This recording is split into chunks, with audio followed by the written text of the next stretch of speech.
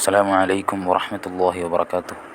الحمد لله والصلاة والسلام على أشرف المرسلين وعلى آله وصحبه أجمعين أما بعد.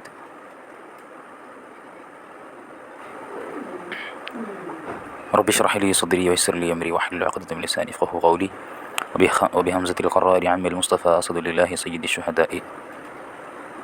ബഹുമാനപ്പെട്ട മുഅ്മിനീങ്ങളെ, എൻ്റെ ശബ്ദം ശ്രവിക്കുന്ന മുഅ്മിനീങ്ങൾ മുഅ്മിനാത്തുകളെ, ഇൻഷാ അല്ലാഹ് നമ്മൾ നൂർ മുഹമ്മദിയെ പറ്റി പറഞ്ഞു തുടങ്ങിയിരിക്കുക. ഇബ്നു അബ്ബാസ് റളിയല്ലാഹു അൻഹു നിന്ന് നിവേദനം ചെയ്യുന്നുണ്ട്, ആദം നബി അലൈഹി സ്വലാമിൽ ആത്മാവ് ഊതപ്പെട്ടപ്പോൾ മുത്തനബി സല്ലല്ലാഹു അലൈഹി വസല്ലം എന്ന പ്രകാശം ആദം നബി അലൈഹി സ്വലാമിൻ്റെ നെറ്റിത്തടത്തിലേക്ക് നീങ്ങാണ്. അവിടെ നിന്ന് അതിങ്ങനെ തിളങ്ങിക്കൊണ്ടിരുന്നു. പക്ഷേ നിർഭാഗ്യവാനായ പിശാചിന് അത് കാണാൻ കഴിഞ്ഞിട്ടില്ല. ആദമിന് സുജൂദ് ചെയ്യാൻ മലക്കുകളോട് കൽപ്പിക്കപ്പെട്ടപ്പോൾ ആ പ്രകാശത്തിലേക്കായിരുന്നു അവർ തിരിഞ്ഞിരുന്നത്. സുജൂദ് യഥാർത്ഥത്തിൽ അല്ലാഹുവിനും ആദം നബി അലൈഹി സ്വലാമിന് കിബിലയായിട്ടായിരുന്നു ആ മലായികത്ത് സുജൂദ് ചെയ്തിരുന്നത്. ആ കിബിലയിലെ പരമപ്രധാനമായ ലക്ഷ്യം മുഹമ്മദിയ പ്രകാശമായിരുന്നു.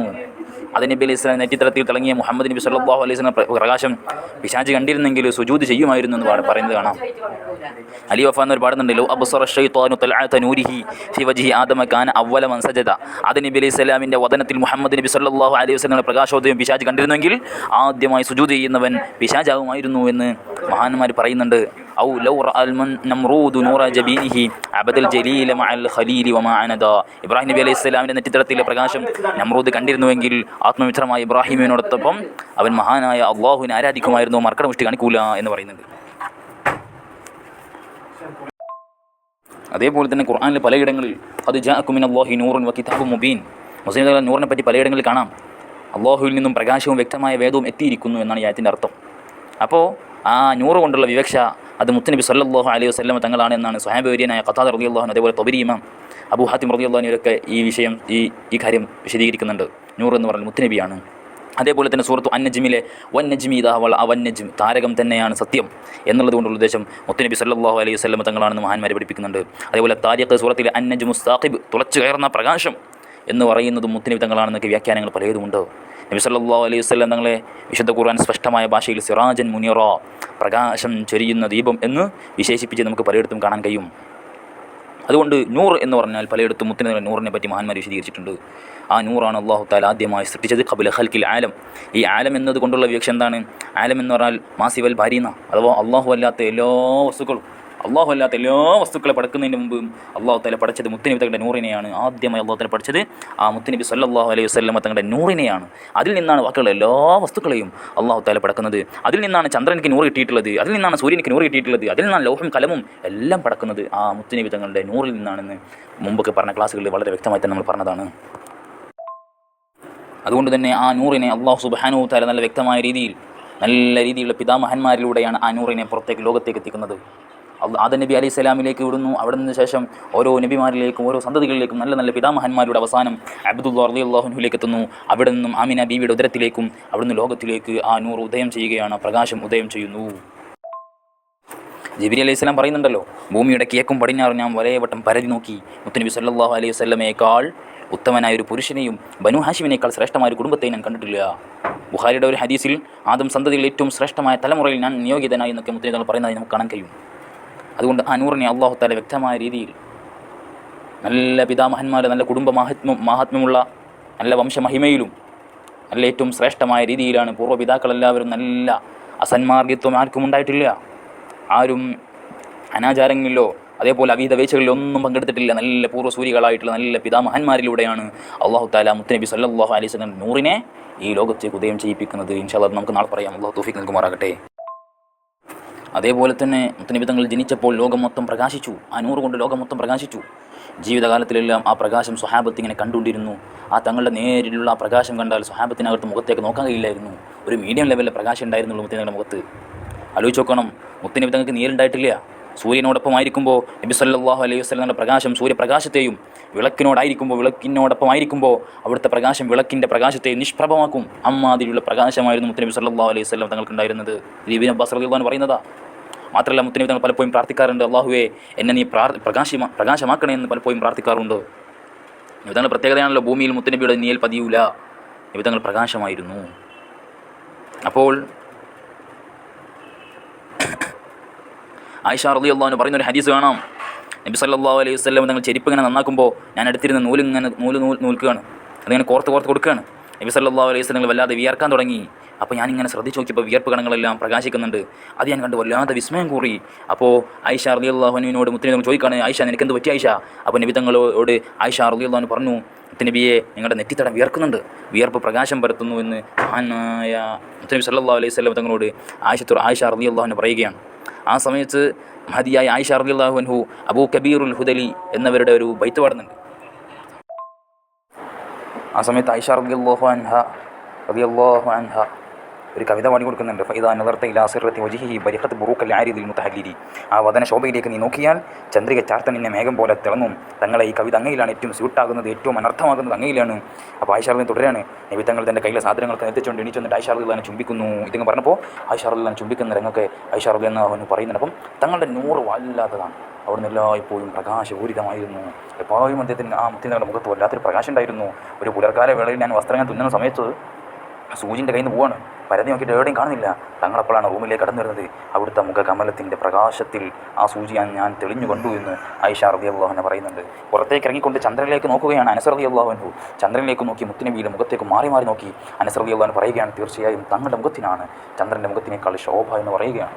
അല്ലാഹു തആല നമുക്ക് ആ പ്രകാശം കാണാം, ആ മുത്തുനബി തങ്ങളുടെ പ്രകാശം കണ്ട് സന്തോഷിക്കാൻ തൗഫീഖ് നൽകുമാറാകട്ടെ. അവിടുത്തെ വിശേഷണത്തോട് യോജിക്കാൻ വേണ്ടിയിട്ടാണ് മുഹമ്മദ് എന്ന് പേര് വെച്ചിട്ടുള്ളത്. അവിടുന്ന് അന്ത്യനാൾ വരെ പ്രശംസിക്കപ്പെടുന്നവരാണ്. അവിടുത്തെ പേരും അങ്ങനെ തന്നെ ആകണം എന്നുള്ളത് കൊണ്ടാണ് മുഹമ്മദ് എന്ന് വെച്ചതെന്ന് മഹാന്മാർ സൂചിപ്പിക്കുന്നുണ്ട്. അതേപോലെ തന്നെ അല്ലാഹു തആല തിരുനൂറിനെ അഭിസംബോധനം ചെയ്ത സംഭവം പണ്ഡിതന്മാർ രേഖപ്പെടുത്തുന്നുണ്ട്. കൂനി മുഹമ്മദൻ ബിക അബ്ദഉൽ ഖൽഖ വ അഖ്തിമു റസൂല. നീ സ്തുതിക്കപ്പെടുന്നതാവണം, ഞാൻ സൃഷ്ടിപ്പ് തുടങ്ങുന്നതും പ്രവാചകന്മാരെ അവസാനിപ്പിക്കുന്നതും നിന്നെ കൊണ്ടാണെന്ന് അല്ലാഹു സുബ്ഹാനഹു വ തആല ആ നൂറിനെ അഭിസംബോധനം ചെയ്തുകൊണ്ട് പറയുന്നുണ്ട്. കൂനി മുഹമ്മദൻ, നീ സ്തുതിക്കപ്പെടുന്നതാകണം എന്ന് പറയുന്നുണ്ട്. മുഹമ്മദ് എന്ന നാമത്തിൻ്റെ അർത്ഥം നമ്മൾ നേരത്തെ പറഞ്ഞു, പ്രശംസിക്കപ്പെടുന്നവർ എന്നർത്ഥം നമ്മൾ പറഞ്ഞു. എന്നാൽ മറ്റൊരർത്ഥം മുഹമ്മദ് നാമത്തിൻ്റെ അർത്ഥം അത്യാധികം സ്തുതിക്കപ്പെടുന്നവൻ, വാഴ്ത്തപ്പെടുന്നവൻ, മഹത്വം പറയപ്പെടുന്നവൻ എന്നൊക്കെ അർത്ഥമുണ്ട്. അറബി ഗ്രാമർ അറിയുന്നവർക്കറിയാം ഹമ്മദ എന്ന ഫെയിലിൻ്റെ ഇസ്മ മഫൂലാണ് മുഹമ്മദ് എന്ന് പറയുന്നത്. ലോകത്തെ ഏറ്റവും കൂടുതൽ വാഴ്ത്തപ്പെടുന്നവർ മുത്തുനബി തങ്ങളാണ്. ആ ആശയത്തിന് ലോകത്തോട് വിളിച്ചു പറയാൻ വേണ്ടിയിട്ടാണ് അങ്ങനെ ഒരു പേര്, അത്യാധികം സ്തുതിക്കപ്പെടുന്നവൻ എന്ന പേര് വെക്കാനുള്ള കാരണം. നമ്മൾ മനസ്സിലാക്കേണ്ടത്, നമ്മൾ ആലോചിച്ച് നോക്കുക, 1500 വർഷത്തിലധികമായി ആ തങ്ങൾ ജനിച്ചു കഴിഞ്ഞിട്ട് ലോകത്തേക്ക് ഉജാതനായ ശേഷം 1500 വർഷങ്ങളിപ്പുറം കഴിഞ്ഞു. എന്നിട്ട് നമ്മളെപ്പോലെയുള്ള ഒരുപാട് ആശിക്യങ്ങൾ ആ തങ്ങളെ നിരന്തരമായി ഒരുപാട് ആളുകൾ, ആ തങ്ങളെ ഹെബ് വെക്കുന്ന ഒരുപാട് ആളുകൾ തങ്ങളെ പോയി സ്തുതിച്ചുകൊണ്ടേയിരിക്കുകയാണ്. അതുകൊണ്ടാണ്, അതെല്ലാം മുൻകൂട്ടി കണ്ടതുകൊണ്ടാണ് മുഹമ്മദ് എന്ന് പേര് വെച്ചിട്ടുള്ളത്. ആ മുഹമ്മദ് എന്ന പേരിന് ഒരുപാട് പ്രത്യേകതകളുണ്ട് കേട്ടോ. മഹാന്മാർ പറയുന്നുണ്ട്, നിസ്കാരത്തിൽ അഹമ്മദ് എന്ന നാമത്തിൻ്റെ അക്ഷരങ്ങളോട് സാദൃശ്യമുണ്ട്. ഏതുപോലെ നിസ്കാരത്തിലെ നിൽപ്പ്, ആ ഖിയാമുണ്ടല്ലോ, അതിന് അലിഫ് പോലെയും, അഹമ്മദ് എന്ന നാമട്ടോ അലിഫ് പോലെയും, റുക്കൂ ഹാ പോലെയും, സുജൂദ് മീമിനെ പോലെയും, ഇരുത്തം അതായത് കഴുതുണ്ടല്ലോ ഇരുത്തം, അത് ദാലിനെ പോലെയുമാണെന്ന് മഹാന്മാർ വീക്ഷിക്കുന്നുണ്ട്. അപ്പോൾ എല്ലാത്തിലും മുഹമ്മദ് എന്ന പേരിനെ മഹാന്മാർ എല്ലാത്തിലും കണ്ടിരുന്നു. അപ്രകാരം തന്നെ അള്ളാഹു മനുഷ്യനെ സൃഷ്ടിച്ചിരിക്കുന്നത് മുഹമ്മദ് എന്ന രൂപത്തിലാണ് എന്ന് മഹാന്മാർ വിശദീകരിക്കുന്നുണ്ട്. മനുഷ്യൻ്റെ തല വൃത്താകൃതിയിലുള്ള മീം പോലെയാണ്, അതേപോലെ 2 കൈകൾ ഹാ പോലെയാണ്, വയറ് 2ാമത്തെ മീം പോലെയും, കാലുകൾ ദാല് പോലെയുമാണെന്നൊക്കെ മഹാന്മാർ അതിനെ വിശദീകരിക്കുന്നുണ്ട്. ആലോചിച്ചൊക്കെ സത്യനിഷേധികൾക്ക് പോലും ഈ രൂപത്തിലാണ് സൃഷ്ടിക്കപ്പെട്ടിരിക്കുന്നത്. അതെന്താണെന്ന് വെച്ചാൽ നബി സല്ലല്ലാഹു അലൈഹി വസല്ലം തങ്ങളുടെ പേരിൻ്റെ ഈ രൂപം തിരുനബിയോടുള്ള ആദര സൂചകമായിട്ടാണ് അവർക്ക് നൽകിയിട്ടുള്ളത്. അപ്പോൾ എല്ലാത്തിലും മുഹമ്മദ് എന്നതിന് നമുക്ക് കാണാൻ കഴിയും, അത്യാധികം സ്തുതിക്കപ്പെടുന്നവൻ. മുത്തനബി സല്ലല്ലാഹു അലൈഹി വസല്ലം തങ്ങൾക്ക് ഈ നാമം കുട്ടികൾക്ക് നൽകൽ വളരെ സുന്നത്തുള്ള കാര്യമാണ്. കുറച്ച് പ്രബലമായ ഹദീസുകൾ നമുക്ക് നോക്കുകയാണെങ്കിൽ, മൻ വുലിദ എന്ന് തുടങ്ങുന്നൊരു ഹദീസുണ്ട്. ആർക്കെങ്കിലും ഒരു കുഞ്ഞ് ജനിച്ചു ശേഷം എന്നോടുള്ള സ്നേഹം കാരണം എൻ്റെ നാമം, അഥവാ മുഹമ്മദ് എന്ന നാമം കൊണ്ട് ബറക്കത്തെടുക്കുക എന്ന ലക്ഷ്യത്തോടെ കുഞ്ഞിനിക്ക് മുഹമ്മദ് എന്ന് പേര് വെച്ചാൽ, പേര് വെച്ച പിതാവും കുഞ്ഞും സ്വർഗ്ഗത്തിലാണെന്ന് മുത്തനബി സല്ലല്ലാഹു അലൈഹി വസല്ലം തങ്ങൾ നമ്മെ പഠിപ്പിക്കുന്നുണ്ട്. അതേപോലെ തന്നെ ഇബ്നു അബ്ബാസ് റളിയല്ലാഹു അൻഹുവിൽ നിന്നും നിവേദനം ചെയ്യുന്നുണ്ട്, ഒരാൾക്ക് 3 കുട്ടികളുണ്ടായി, ആൺകുട്ടികൾ ജനിക്കുകയും അവരിൽ ഒരാൾക്ക് പോലും മുഹമ്മദ് എന്ന് പേര് വെച്ചിട്ടില്ലെങ്കിൽ അവൻ എന്നോട് വിമുഖത കാണിച്ചു എന്ന് മുത്തനബി സല്ലല്ലാഹു അലൈഹി വസല്ലം പറയുന്നുണ്ട്. ആ മുഹമ്മദ് നാമത്തിന് ഒരുപാട് പോലീശകളുണ്ട്. ഗർഭിണിയായ മഹാന്മാർ പറയുന്നുണ്ട്, ഗർഭിണിയായിട്ടുള്ള ഭാര്യയുടെ വയറ്റിൽ കൈവച്ചുകൊണ്ട്, പഠിച്ചവൻ ഇത് ആൺകുട്ടിയാണെങ്കിൽ അവനിക്ക് മുഹമ്മദ് ഞാൻ പേരിടുന്ന നിയ്യത്ത് വെച്ചാൽ അല്ലാഹു തആല അവനിക്ക് ആൺകുട്ടിയെ നൽകുമെന്ന് മഹാന്മാർ വിശദീകരിക്കുന്നുണ്ട്. ആ മുഹമ്മദ് എന്നുള്ള നാമം കുട്ടിക്കൊടുക്കൽ വലിയ പ്രതീക്ഷയാണ്. മഹാനായ ഇമാം ബുസൂരി റളിയല്ലാഹു അൻഹു ബുർദയിൽ ഒരു ശുഭപ്രതീക്ഷ പങ്കുവെക്കുന്നുണ്ട്. ഫഇന്ന ലീ ദിമ്മത്തൻ മിൻഹു ബിതസ്മിയതി മുഹമ്മദൻ വഹുവ ഔഫുൽ ഖൽഖ ബിദ്ദിയമി എന്ന് പറയുന്നുണ്ട്. എനിക്ക് മുഹമ്മദ് എന്ന് പേര് വെച്ചതുകൊണ്ട് തന്നെ തിരുനബി സല്ലല്ലാഹു അലൈഹി വസല്ലമയുമായി എനിക്കൊരു കരാറുണ്ട്.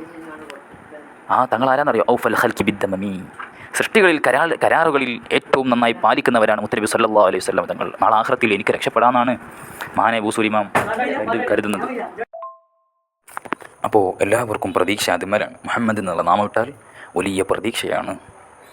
മഹാനായ അബൂ സുലൈമാൻ്റെ പേര് അങ്ങനെ തന്നെയാണല്ലോ, അബൂ അബ്ദുല്ല ഷറഫുദ്ദീൻ മുഹമ്മദ് ബിൻ സഈദ് അൽ ബൂസൂരി എന്നാണ് ശരിയായിട്ടുള്ള പേരന്. മുത്തനബി തന്നെ പറയുന്നുണ്ട്, തസമ്മു ബിസ്മി ബി ഇസ്മി, നിങ്ങൾ എൻ്റെ പേര് കൊണ്ട് അഥവാ മുഹമ്മദ് കൊണ്ട് പേര് വെക്കുക എന്ന് പറയുന്നുണ്ട്. മഹാനായ ഇമാം ബദറുദ്ദീൻ ഐനി തങ്ങൾ ഉംദത്തുൽ ഖാരി എന്ന കിതാബിൽ പറയുന്നുണ്ട്, മുഹമ്മദ് എന്ന പേര് വെക്കുന്നത് ബറക്കത്താണ്. ഒരു ശുഭപ്രതീക്ഷ ആ പേര് വെക്കുന്നതിലുണ്ട്. ആ പേര് വെക്കൽ മുഖേന സ്തുതിക്കപ്പെട്ടവരായി കുഞ്ഞു മാറുമെന്ന പ്രതീക്ഷ വെക്കാവുന്നതാണ് എന്ന് മഹാന്മാർ പഠിപ്പിക്കുന്നുണ്ട്. മുത്തനബി സല്ലല്ലാഹു അലൈഹി വസല്ലം പറയുന്നുണ്ട്, മുഹമ്മദ് എന്ന നാമമുള്ള കുട്ടികളുടെ വീട്ടിലും അവരുടെ അയൽവാസികളിലും അള്ളാഹു റിസ്ക് നൽകപ്പെടുന്നതാണ്. തദ്കിറത്തുൽ മുഹിബ്ബീൻ എന്ന കിതാബിൽ നബി തങ്ങൾ പറയുന്നതായിട്ട് നമുക്ക് കാണാൻ കഴിയും. ഒരു വിഭാഗം ജനങ്ങൾക്കിടയിൽ ചർച്ച നടത്തുമ്പോൾ മുഹമ്മദ് എന്നോ അഹമ്മദ് എന്നോ പേരുള്ളവരെ ആ കൂട്ടത്തിലേക്ക് ഉൾപ്പെടുത്തണം, കാരണം വലിയ ബറക്കത്തുണ്ടാകും. സുബുലുൽ ഹുദ വർഷാദ് എന്ന കിതാബിൽ മറ്റൊന്ന് കാണാം, അന്ത്യനാളിൽ ഇങ്ങനെ വിളിച്ചു പറയും. എന്താ വിളിച്ചു പറയുന്നറിയോ? മുഹമ്മദ് എന്നുള്ള നാമുള്ളവർക്ക് സ്വർഗ്ഗത്തിലേക്ക് പ്രവേശിക്കൂ എന്ന് ഞാൻ വിളിച്ചു പറയും. അതേപോലെ തന്നെ ഒരുപാട് കിതാബ് നോക്കണം. തദ്കിറത്തുൽ മുഹിബ്ബീൻ എന്നൊരു കിതാബുണ്ട്, അതിലുണ്ട് ഈ വിഷയം. മുഹമ്മദ് എന്ന് പേരുള്ള കുട്ടികളെ ആദരിക്കൽ മുത്തുനബി ആദരിക്കുന്നതിൻ്റെ ഭാഗമാണ് എന്ന് പറയുന്നുണ്ട്. മാത്രമല്ല ഖിയാമത്ത് നാളിൽ യാ മുഹമ്മദ് ഇങ്ങനെ വിളിക്കപ്പെടും. ആ വിളിക്കപ്പെടുമ്പോൾ മുഹമ്മദ് എന്നുള്ള പേരിൽ ആൾക്കാരൊക്കെ തലയുയർത്തി നോക്കും. അപ്പോൾ അള്ളാഹു പറയും, മുഹമ്മദ് നബി സല്ലല്ലാഹു അലൈഹി വസല്ലമയുടെ പേരിൽ എല്ലാവർക്കും ഞാൻ പുറത്തു വന്നിരിക്കുന്നു, ഞാൻ നിങ്ങളെ സാക്ഷ്യപ്പെടുത്തുന്നു എന്ന് പറയും അള്ളാഹു തആല. വലിയ ബറക്കത്താണ് നാമത്തിന്. ആലോചിക്കുക, ബനു ഇസ്രായേലിൽപ്പെട്ട ഒരാൾ വലിയ പാപിയായ വ്യക്തിയാണ്. അയാൾ മരിച്ചപ്പോൾ ജനങ്ങളെല്ലാവരും അദ്ദേഹത്തെ കുപ്പത്തൊട്ടിയിലേക്ക് ഒഴിവാക്കി. ഇതോ പാപിയായ മനുഷ്യനല്ലേ. അപ്പോഴാണ് അള്ളാഹു തആല മൂസാ നബി അലൈഹി സ്വലാമിക്ക് വഹി നൽകുകയാണ്, അദ്ദേഹത്തെ അവിടുന്ന് എടുത്തിട്ട് നിങ്ങൾ മയ്യത്ത് നിസ്കരിക്കണം. അപ്പോൾ മൂസാ നബി അലൈഹി സ്വലാം അത്ഭുതം കൂറിക്കൊണ്ട് അള്ളാഹു ചോദിക്കുന്നു, പഠിച്ചോനെ ജനങ്ങളെല്ലാം അദ്ദേഹം വല്ലാത്ത പാപിയാണെന്നാണ് പറയുന്നത്. അപ്പോൾ അള്ളാഹു തആല പറഞ്ഞു, അതെ, പക്ഷേ അദ്ദേഹം തൗറാത്ത് പാരായണം ചെയ്യുമ്പോഴെല്ലാം അതിൽ മുഹമ്മദ് എന്നുള്ള നാമം കണ്ടാൽ അദ്ദേഹത്തിൻ്റെ കണ്ണുകളിൽ വെച്ച് ഇങ്ങനെ ഉമ്മ വെക്കുമായിരുന്നു. ആ പ്രവൃത്തിയെ ഞാൻ വല്ലാതെ വിലമതിക്കുന്നു, അദ്ദേഹത്തിന് പുറത്തെടുക്കുകയും ചെയ്യുന്നു. ഈ മാത്രമല്ല 70 ഹൂറിലിങ്ങളെ പകരമായി കൊടുക്കുകയും ചെയ്യും എന്ന് അള്ളാഹു തആല പറയാണ് ആ മുഹമ്മദ് എന്നുള്ള നാമത്തെ ബഹുമാനിച്ചതുകൊണ്ട്. അപ്പോൾ കുട്ടികൾക്കെല്ലാം നല്ല പേര് വെക്കണം, മുഹമ്മദ് എന്നുള്ള നാമം കൊണ്ടുള്ള പേര്, അല്ല അഹമ്മദ് എന്നുള്ള നാമം കൊണ്ടുള്ള പേര്. മാന്മാർ പറയുന്നുണ്ടല്ലോ, അബ്ദുള്ള എന്നോ മുഹമ്മദ് തുടങ്ങിയ ഏറ്റവും നല്ല ഉത്തമമായിട്ടുള്ള പേരുകൾ തന്നെ നമ്മുടെ കുട്ടികൾക്ക് വെക്കണം എന്ന് പറയുന്നുണ്ട്. ഇനി ഒരുപാട് പറയാനുണ്ട്. മുഹമ്മദ് എന്നുള്ള പേരിൻ്റെ അതിനെ വിപുലീകരിച്ചുകൊണ്ട് അതിൻ്റെ അഭിജതീയ കണക്ക് എടുത്തു നോക്കുകയാണെങ്കിൽ നമുക്ക് മുർസലീങ്ങളുടെ എണ്ണം കൃത്യമായി കിട്ടുമെന്ന് മഹാന്മാർ കാണിക്കുന്നുണ്ട്. ഒരുപാട് അത്ഭുതങ്ങൾ ഉറങ്ങിക്കിടക്കുന്നതാണ് ഈ മുഹമ്മദ് ഉള്ള നാമത്തിൽ. അള്ളാഹു സുബ്ഹാനഹു വ തആല നമ്മളെ മക്കളൊക്കെ നല്ല മക്കളാക്കി തരട്ടെ. നല്ല രീതിയിൽ ഇതെല്ലാം പഠിക്കാൻ തൗഫീഖ് അള്ളാഹു നൽകുമാറാകട്ടെ. അസ്സലാമു അലൈക്കും വറഹ്മത്തുള്ളാഹി വബറകാതുഹു.